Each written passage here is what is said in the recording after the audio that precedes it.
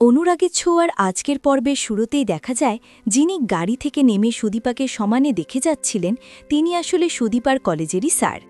ক্লাসে ঢুকে তিনি স্টুডেন্টসদের জানান যে মেডিকেল এন্ট্রান্সে প্রথম হওয়া ছাত্রী সুদীপা চৌধুরী তাদের ক্লাসেই উপস্থিত। সুদীপাকে অভিনন্দন জানাতে সবাই প্রস্তুত, কিন্তু সুদীপা তখনও পৌঁছায়নি। স্যার বারবার ডাকলেও যখন সে ওঠে না তখন তিনি অবাক হয়ে ভাবেন, এদের মধ্যে কি কেউ সুদীপা নয়? ঠিক তখনই সুদীপা প্রবেশ করে বলে, সরি স্যার, ক্লাসের প্রথম দিন একটু লেট হয়ে গেল। অন্য মেয়েরা তাকে দেখে টিপ্পনি কাটলেও স্যার তাকে বসতে বলেন।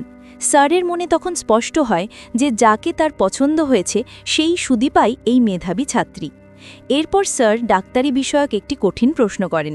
ক্লাসের কেউই উত্তর দিতে পারে না, কিন্তু সুদীপা হাত তুলে পুরো বিষয়টা নিখুঁতভাবে বুঝিয়ে দেয়। সুদীপার উত্তর শুনে স্যার মুগ্ধ হন এবং সহপাঠীদের সাথে হাততালি দিয়ে তাকে অভিনন্দন জানান। অন্যদিকে রূপার মনে তার হারিয়ে যাওয়া দুই সন্তানের স্মৃতি দগদগে।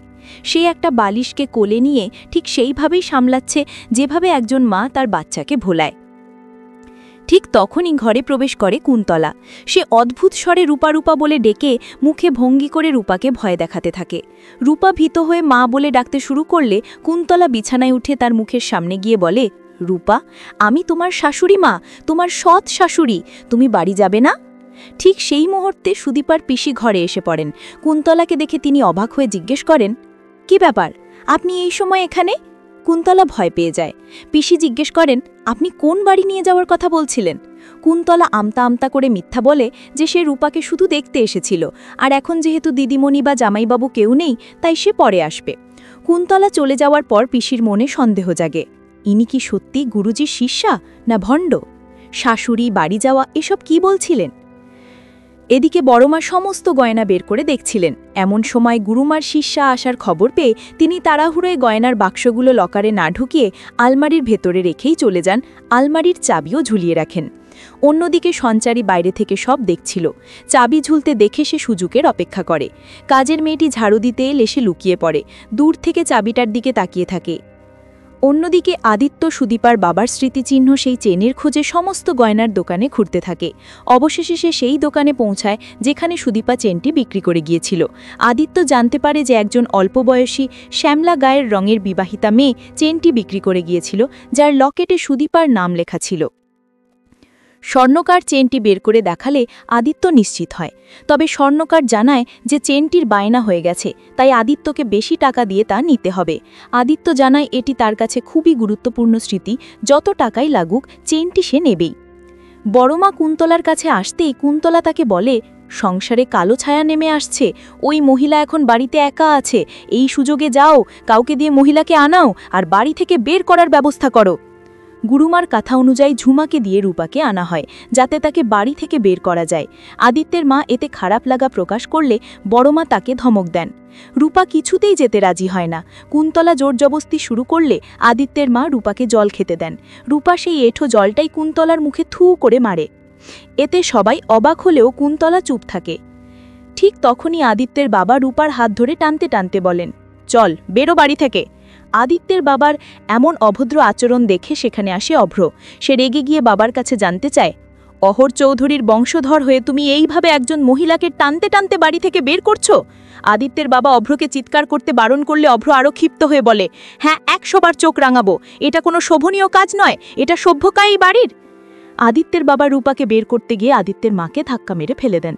অভ্রের মা যখন সুদীপার জন্য অভ্রকে সবার ওপর চটপট করতে দেখে অভিযোগ করেন, অভ্র চিৎকার করে বলে, হ্যাঁ করছি, যেই মেয়েটা তোমার ছেলেকে বাঁচিয়েছে সেই মেয়েটার প্রতি এতটুকু সহানুভূতি তোমার নেই?